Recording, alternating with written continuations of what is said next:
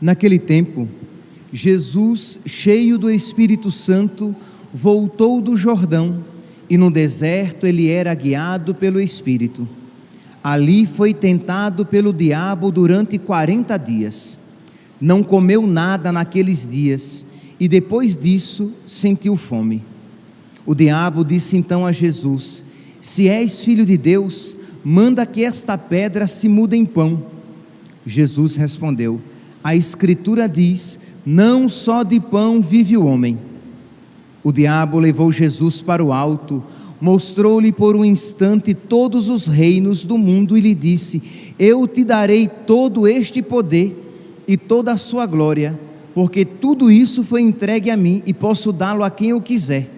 Portanto, se te prostrares diante de mim em adoração, tudo isso será teu. Jesus respondeu: a Escritura diz, adorarás o Senhor teu Deus e só a Ele servirás. Depois, o diabo levou Jesus a Jerusalém, colocou-o na parte mais alta do templo e lhe disse: se és filho de Deus, atira-te daqui abaixo, porque a Escritura diz, Deus ordenará aos seus anjos a teu respeito, que te guardem com cuidado. E mais ainda, eles te levarão nas mãos, para que não tropeces em alguma pedra. Jesus, porém, respondeu: a Escritura diz, não tentarás o Senhor teu Deus. Terminada toda a tentação, o diabo afastou-se de Jesus para retornar no tempo oportuno. Palavra da salvação. Glória a vós, Senhor.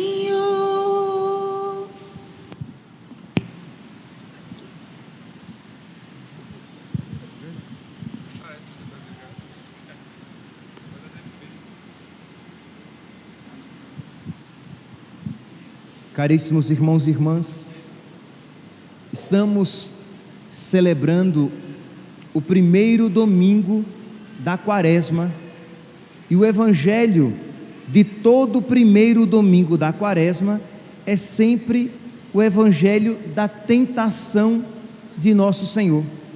Estamos no ano C, logo é o evangelho de São Lucas. Estamos começando então, meus irmãos, este tempo, começamos na quarta-feira de cinzas, né? Este tempo de 40 dias, de mais de 40 dias, porque o tempo da Quaresma, ele vai além, ele incluindo a Semana Santa, ele tem mais de 40 dias, mas este período de penitência, oração e caridade, este período em que aquilo que a igreja é chamada a viver normalmente, durante o tempo da Quaresma, ela é chamada a viver mais intensamente. E por que então esses 40 dias? Qual o significado bíblico desses 40 dias? É porque na Sagrada Escritura tem um significado proeminente. 40 anos o povo de Deus passou no deserto sendo tentado, porque na Sagrada Escritura não só o 40, como também o deserto. O deserto tem um significado, é o lugar do encontro com Deus, da provação e do encontro com Deus. Então, pois bem, 40 anos o povo de Deus passou no deserto, sendo tentado, para que pudesse depois entrar na terra prometida. 40 dias passou o profeta Elias no deserto, em provação. João Batista também foi ao deserto e nele viveu desde a sua adolescência. Então o tempo da Quaresma é este tempo em que a igreja ela é convidada a, neste período, entrar no deserto, viver uma experiência de deserto. Então não estranhem se neste tempo vocês experimentarem mais provação, até mesmo mais tentações. Por quê? Porque é a ocasião de nós crescermos no amor.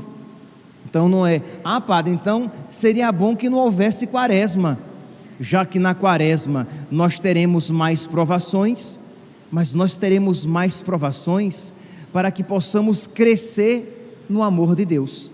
Então é um tempo de graça, é um tempo propício, é um tempo favorável, é um tempo que nós cristãos católicos precisamos aproveitar. Pois bem, então a igreja, neste tempo em que nós somos convidados ao deserto, então aqui, meus santos, sim, é bom sempre recordar, pelo amor de Deus, não vivam a quaresma apenas na igreja. Isto é, vocês entram na igreja, veem um padre vestido de roxo, vocês percebem que nós não temos flores na igreja, nós não cantamos o glória, aí você vive, nós não cantamos o aleluia, aí você vive a quaresma, mas quando volta para casa, você volta ao seu ritmo normal, ao seu ritmo cotidiano. Não, a quaresma é um tempo para ser vivido na igreja, em casa, no trabalho, na praça, em qualquer lugar onde estejamos. Estamos no tempo da quaresma, então precisamos introjetar esta realidade em nós.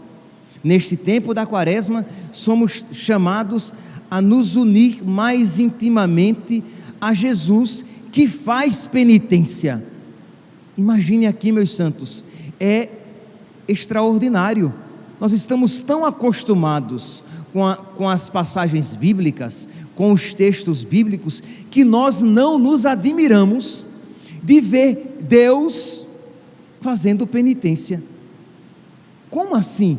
Jesus, a segunda pessoa da Santíssima Trindade, o Deus feito homem, como assim ele fazendo penitência? Como assim ele sendo tentado pelo diabo? É óbvio que Jesus não precisava fazer penitência, e é óbvio que Jesus nunca pecaria. Jesus é impecável. Existe a impecabilidade, a impossibilidade de Jesus cometer um pecado, mas ele quis fazer penitência para nos dar o exemplo e para mostrar como devemos fazer penitência. Se nós somos discípulos dele, se ele é o nosso mestre, nós precisamos imitar as suas atitudes. E ele permitiu que o diabo o tentasse, para que ele vencesse o diabo naquelas tentações, dando-nos o exemplo de como vencer o diabo. E não apenas, meus santos, dando-nos o exemplo na penitência e dando-nos o exemplo de como vencer o diabo na tentação, mas também e principalmente concedendo-nos a graça para que nós façamos bem a nossa penitência e para que nele nós vençamos também o diabo. Pois bem, então vamos lançar o nosso olhar sobre as tentações de nosso Senhor, porque elas nos darão uma maior clareza das tentações na nossa vida, para que, vendo Jesus vencer o diabo, nós tenhamos a sua sabedoria para que possamos vencer o diabo também. Porque, meus irmãos, repito, nós não podemos viver a quaresma de qualquer jeito, de modo que termine o tempo da quaresma e nós não tenhamos obtido graça alguma. Nós não podemos passar pelo tempo da quaresma, de modo que quando ela terminar, nós iremos cantar o Aleluia Pascal apenas de boca, porque continuamos mortos nos nossos pecados. Nós não podemos passar o tempo da quaresma e não nos unir a Jesus penitente. De modo que, a pergunta é: quais são as suas penitências da quaresma? Você já escolheu? Eu espero que você já tenha escolhido. Se você não escolheu, é uma pena, mas ainda há tempo. Então escolha hoje. Faça alguns propósitos, faça um propósito de penitência, algo que lhe custe renunciar. Exemplo, sei lá, para você é muito custoso o sono, renunciar o sono, então você faz o propósito, por exemplo, de acordar todos os dias às 3 da manhã, rezar 2 dezenas do Santo Terço e depois voltar a dormir, não tem problema. Mas padre, qual o significado da penitência?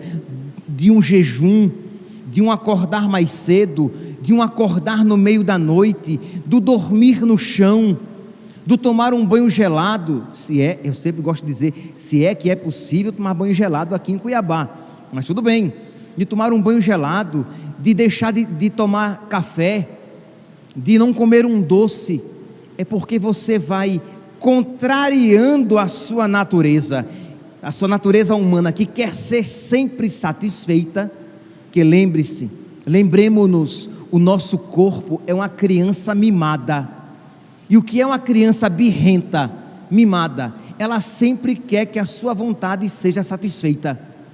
O que é uma criança birrenta? É aquela que quando passa diante de uma vitrine com os brinquedos, ela chora, ela bate os pés, ela cai no chão, ela rola porque ela quer aquele presente. E um pai e uma mãe virtuosos dizem: você pode se contorcer e você não terá esse brinquedo. Pode até dar em outra ocasião, mas ali, naquela birra, não. Para educar aquela criança, para que ela aprenda que a vontade dela nem sempre será feita. Pois bem, a nossa natureza humana é assim. Então, quando nós, diante de uma comida, nós dizemos não, você terá esta vontade fortificada para, diante do pecado, aquela vontade exercitada na penitência esteja forte o suficiente para dizer não. Quando você faz o propósito, por exemplo, de dormir no chão, e eu sempre digo, os casados só podem fazer uma penitência dessa com o consentimento de ambas as partes, mas o solteiro pode tranquilamente. Então, sei lá, você faz o propósito de durante 3 dias na semana dormir no chão. Você está lá deitado no chão e a sua cama diz: vem para cá, eu estou fofinha. E você diz: não, eu não vou para a cama. E você passa a noite ali dormindo no chão com a sua carne pedindo a cama. Ora, esta vontade fortificada na penitência sempre agraciada, tá? Deus nunca nos abandona sozinhos na penitência. Pois bem, esta carne exercitada na penitência terá a vontade fortificada, de modo que quando uma ocasião de pecado nos visitar, aquela vontade fortificada na penitência terá resistência suficiente para dizer não. Entende? Então aqui o benefício da penitência, sempre para nos conceder a força necessária para lutar contra o pecado. Então, aconselho vivamente a você a fazer um propósito físico, de renúncia, de algo que lhe custe fazer. E aí você se propõe a fazer durante esses 40 dias, mas não apenas uma penitência, mas também uma oração a mais. E não vale você continuar fazendo a oração que você sempre tem feito, que lembra, durante o tempo da quaresma, nós somos chamados a viver mais intensamente aquilo que já vivemos durante o tempo comum, por exemplo. Então, durante a quaresma, você vai fazer uma penitência mais firme, uma oração mais generosa.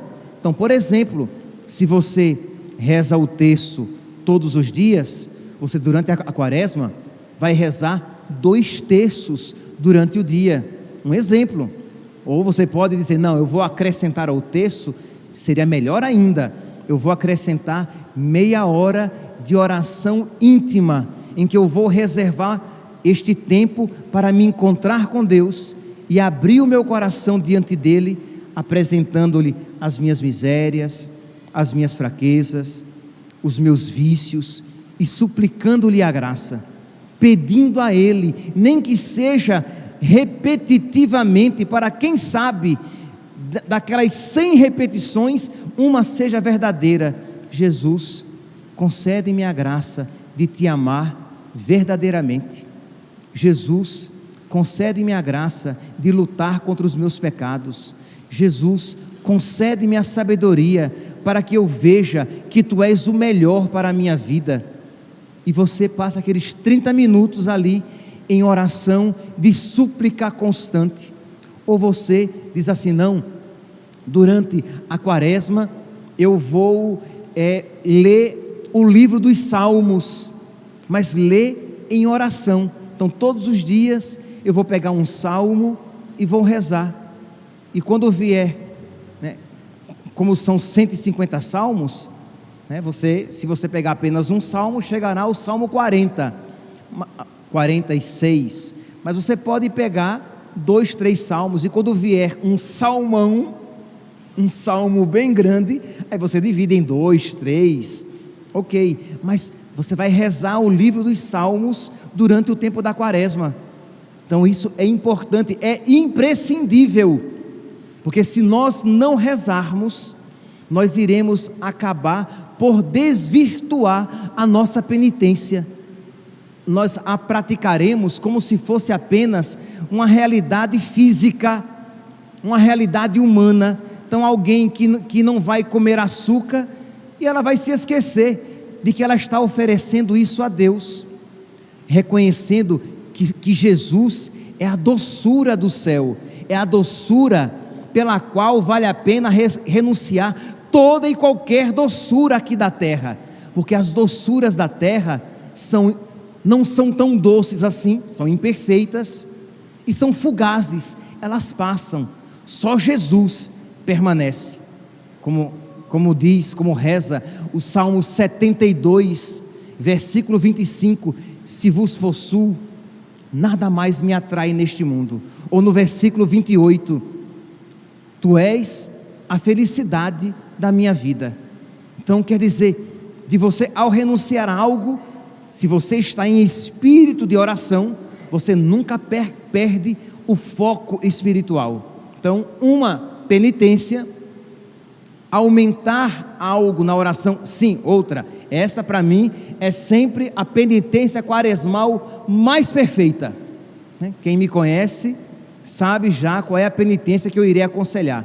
Padre, qual é a penitência que o Senhor me aconselha? Quando eu estou no confessionário e alguém me faz essa pergunta, eu sempre respondo primeiramente fazendo uma pergunta: você já faz missa diária? Não, faça, porque você já vai ter de alguma maneira a penitência de reorganizar o seu dia, e a oração, de ouvir a palavra de Deus todos os dias, de poder receber o corpo e o sangue de Cristo todos os dias, e de, quando necessário, se confessar. Então, sem sombra de dúvidas, a melhor penitência para quem não faz missa diária é começar a fazê-la. Então, durante a quaresma, eu irei participar todos os dias da Santa Missa, aqui no nosso caso, às 6 horas da manhã. Então você se propõe a acordar mais cedo e vir todos os dias à Santa Missa. Pois bem, e um propósito de caridade, que lembra, as 3 obras quaresmais são oração, esmola, que é a caridade, e jejum, que é a penitência. Então você vai, por exemplo, se você durante a quaresma, você vai renunciar a alguma coisa de comer, você junta aquele dinheiro que você gastaria com aquele alimento que você renunciou e faz caridade com ele. Então você transforma em caridade, você transforma em amor a sua penitência. E eu não tenho dúvidas, meus santos, que se isso vocês fizerem e levarem a sério, vocês poderão, no dia de Páscoa, cantar o Aleluia Pascal, porque algo em você ressuscitou, uma parte de você ressuscitou. Jesus Cristo estará mais vivo no seu coração, e aí você poderá de verdade fazer parte desta alegria pascal. Pois bem, então depois deste resumo, desta introdução, para que nós entremos no espírito da quaresma, vamos então lançar um olhar sobre o Evangelho de hoje, Evangelho de Lucas, capítulo 4. Diz então aqui que o contexto é o seguinte: Jesus foi batizado no Rio Jordão, e o Pai disse: eis o meu Filho muito amado, em quem ponho todo o meu bem-querer, escutai-o. Então Jesus Cristo foi batizado por São João Batista, e o Espírito Santo desceu sobre ele, desceu sobre a sua humanidade, desceu sobre a cabeça da igreja, para que pudesse escorrer pelos seus membros o seu corpo. Então, Jesus foi batizado, o Pai manifesta publicamente a filiação divina de Jesus e diz que o Espírito conduz Jesus ao deserto para ele ser tentado. Foi assim que nós ouvimos. Naquele tempo, Jesus, cheio do Espírito Santo, voltou do Jordão, onde tinha sido batizado, e no deserto ele era guiado pelo Espírito. Ali foi tentado pelo diabo durante 40 dias. Não comeu nada naqueles dias e depois disso sentiu fome. O diabo disse então a Jesus: se és filho de Deus, repare como o diabo é astuto, meus santos. O Pai tinha acabado de manifestar há 40 dias, o Pai tinha dito o quê? Eis o meu filho amado. E o que é? Como é que o diabo começa a tentação? Pois bem, se és o filho de Deus, e estás aí sentindo fome, transforma as pedras em pães. Isto é, o diabo, ele apresenta a Jesus, e nós veremos isso nas 3 tentações, ele não quer necessariamente que Jesus não seja o Messias, ele quer apenas que Jesus seja um Messias à sua maneira, um Messias que não vai sofrer. Ora, muitas vezes, o primeiro passo de aproximação do diabo na nossa vida, não é primeiramente afastar você de Jesus, levar você logo de imediato para um mundo, mas começa a colocar, a semear no seu coração uma inimizade com a cruz, uma inimizade com o sofrimento, uma inimizade com o sacrifício, uma inimizade com a renúncia, e infelizmente está assim de cristãos inimigos da cruz, está assim de cristãos que se pensam cristãos, de católicos que se pensam católicos, mas eles não amam a cruz, eles não querem o sofrimento, eles não querem renunciar a si mesmos, tomar a própria cruz e seguir Jesus. E foi isso que o diabo propôs a Jesus: se és o Filho de Deus, transforma essas pedras em pães, usa o teu poder em teu benefício, coisa que Jesus nunca fez. Jesus nunca usou o poder que tinha para lhe atrair, lhe conseguir benefícios e prazeres, e foi exatamente isso que o diabo lhe propôs. Para que sofrer? Para que passar fome? Transforma as pedras em pães. E Jesus responde, e com esta resposta, meus santos, Jesus ilumina a todos nós. Se nós ficássemos apenas nesta primeira tentação, com esta primeira resposta, já seria suficiente para nós vivermos toda a nossa quaresma. Jesus diz o quê? Não só de pão vive o homem. E lá em Mateus, nós perceberemos, Mateus colocou a resposta completa de nosso Senhor. Não só de pão vive o homem, mas de toda a palavra que sai da boca de Deus. Meus irmãos, a preeminência, aquilo que é principal, é a palavra de Deus, a vontade de Deus, e isso nós precisamos aprender, porque infelizmente, nós somos educados desde criança, ou melhor, nós somos deseducados a desde criança ouvir, infelizmente, dos nossos pais, que a precedência está nas coisas, isto é, nós crescemos com os nossos pais dizendo: menino, você precisa estudar para ser alguém na vida, menina, você precisa cuidar da sua saúde, menino, você precisa ter uma boa família, um bom casamento. São todas coisas boas, válidas e lícitas, mas percebe que os nossos pais, pergunta aqui aos pais presentes, será que vocês, principalmente, cotidianamente, estão dizendo: meu filho, você precisa ser um homem de Deus para ir para o céu, porque se você for pobre, mendigo, miserável neste mundo e no final você alcançar o céu, você deu certo na vida. Mas se você tiver um bom emprego, se você for muito bonita, se você tiver um casamento maravilhoso, todos os filhos saudáveis, e no final for para o inferno, de nada lhe valeu.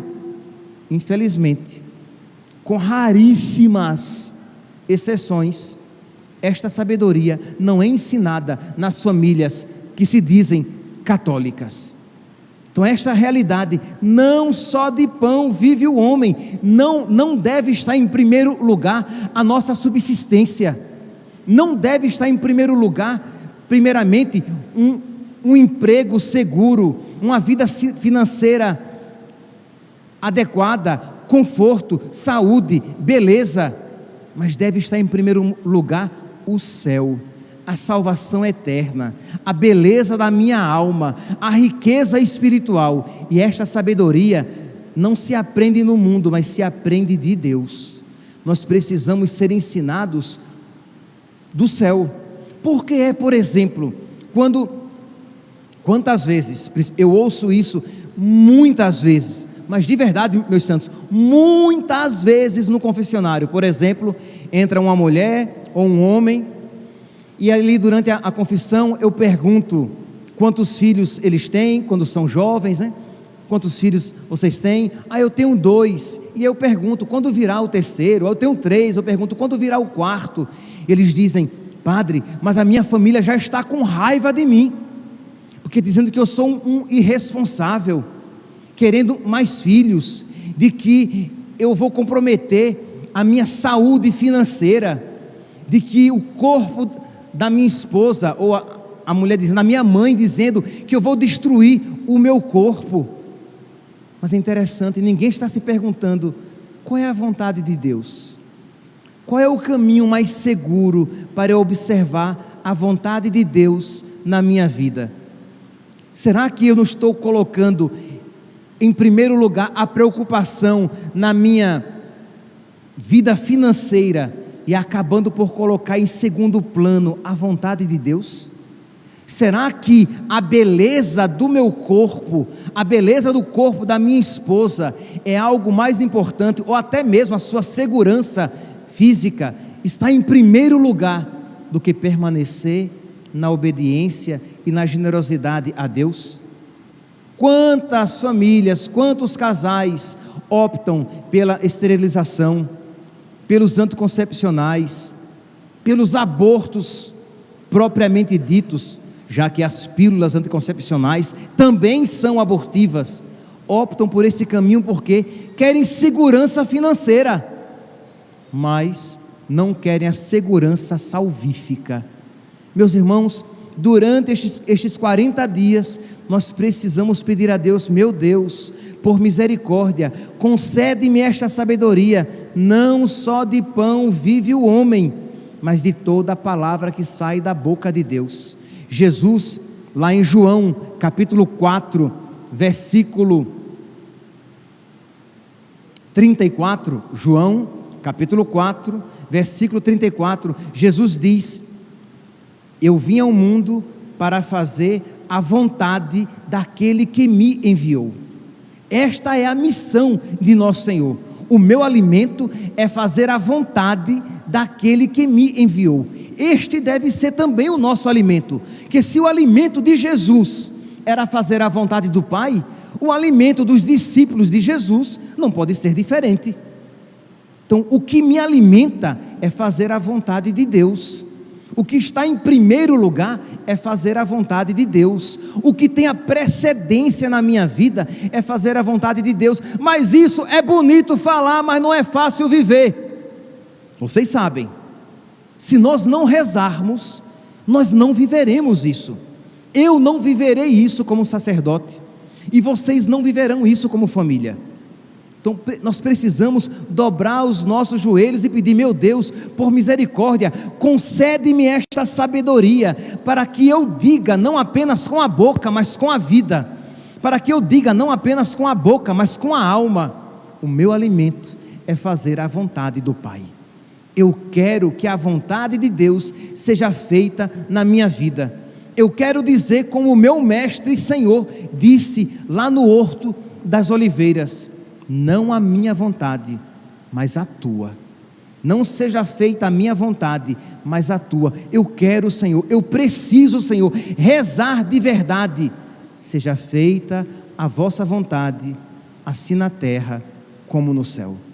Como nós rezamos no Pai Nosso, mas precisamos rezar de fato, sabendo todas as implicações desta oração na nossa vida. Senão, este povo me honra com os lábios, mas o seu coração está longe de mim.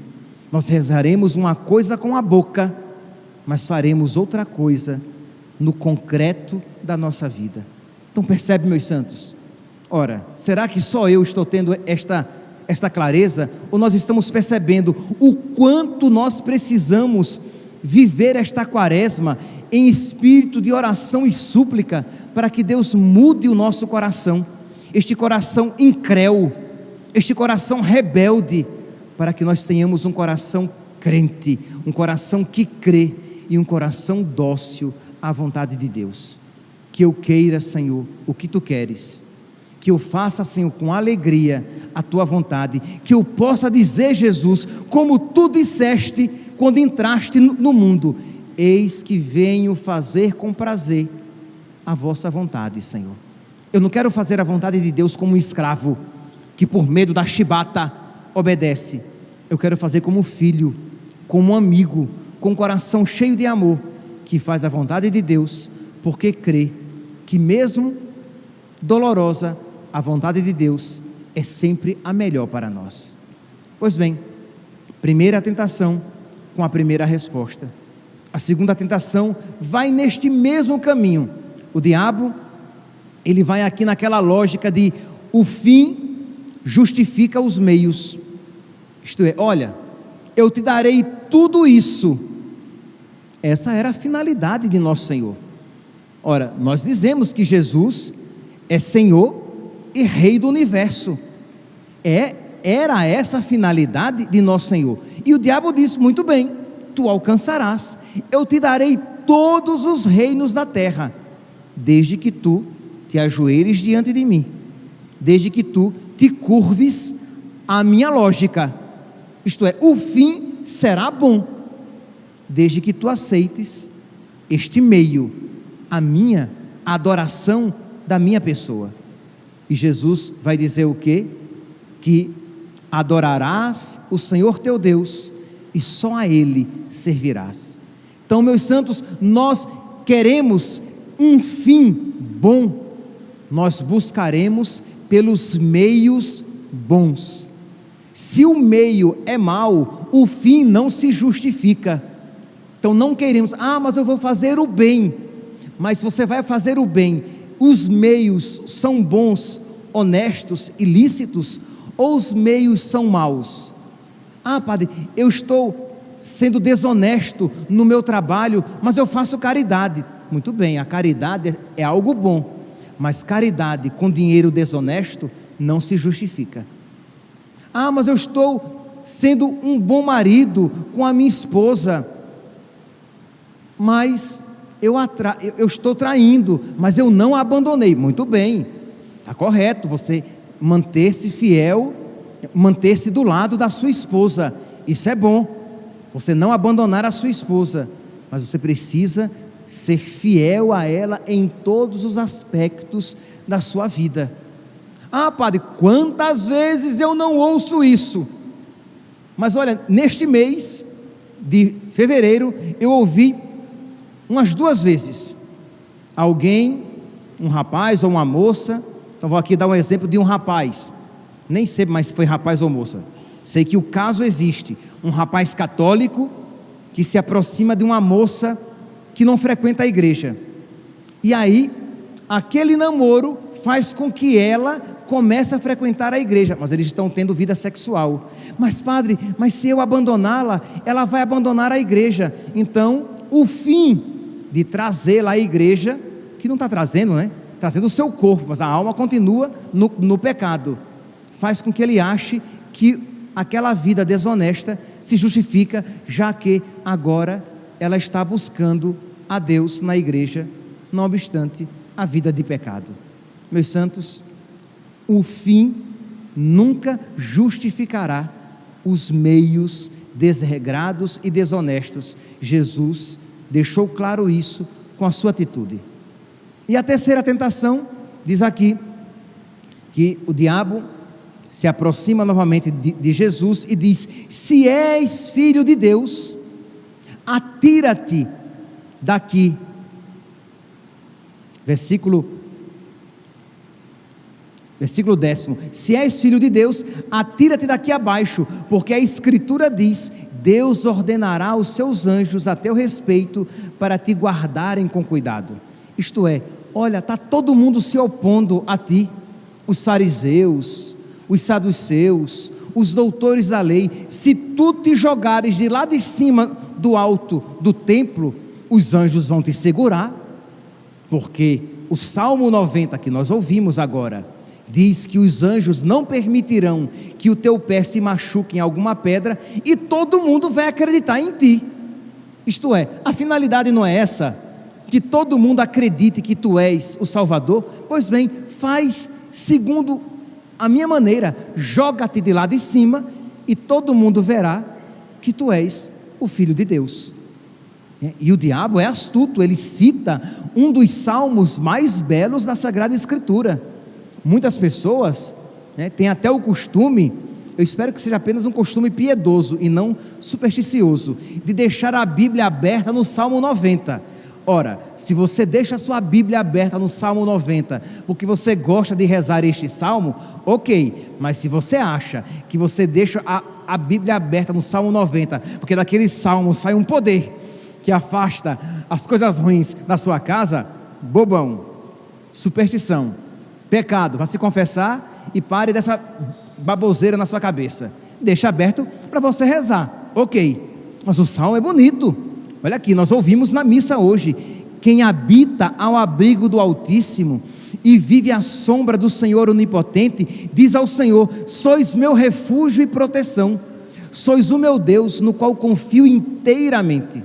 Imagina, o diabo tenta Jesus com um salmo piedosíssimo: nenhum mal há de chegar perto de ti, nem a desgraça baterá à tua porta, pois o Senhor deu uma ordem a seus anjos para em todos os caminhos te guardarem.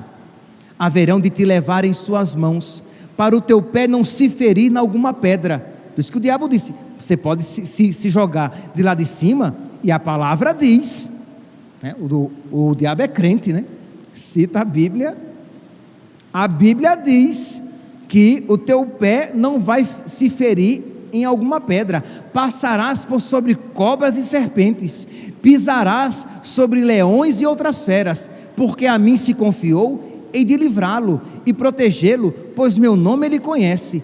Ao invocar-me, hei de ouvi-lo e atendê-lo, e a seu lado eu estarei em suas dores. Você crê ou não crê neste salmo? E é claro que Jesus acreditava neste salmo.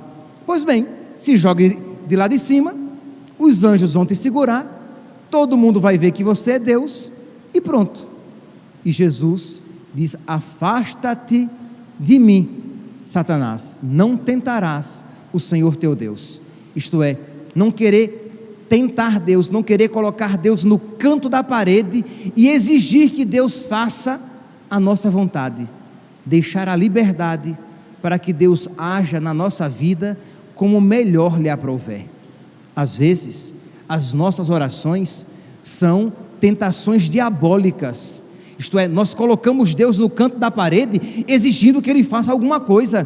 Senhor, o Senhor me ama ou não me ama? O Senhor cuida de mim ou não cuida de mim? O Senhor vai deixar que isso aconteça? Essa oração não é agradável a Deus, porque Jesus nunca rezou assim. Jesus deixou que a vontade de Deus fosse soberana na sua vida, para nos dar o exemplo e a graça de rezar dessa maneira, deixando que a vontade de Deus seja soberana e livre nas nossas vidas. Meus irmãos, que nós entremos então neste tempo da Quaresma com o Espírito de Jesus. Tende em vós os mesmos sentimentos de Cristo Jesus. Filipenses capítulo 2, versículo 5. Peçamos então, não apenas hoje, mas durante toda esta Quaresma, que nós estejamos tão unidos a Jesus, de modo que o coração dele seja o nosso coração, os sentimentos dele sejam os nossos sentimentos, a vontade dele seja a nossa vontade. E isso, meus santos, nós alcançamos de uma maneira perfeitíssima na comunhão. Quando nós comungamos, nós fazemos esta união íntima, intimíssima com nosso Senhor. Então peçamos a Ele que nos conceda a nós esta graça e também àqueles por quem nós nos propomos rezar durante todo este tempo da Quaresma. Louvado seja nosso Senhor Jesus Cristo. Para sempre seja louvado. De pé, meus irmãos, proclamemos a nossa fé. Creio em Deus Pai,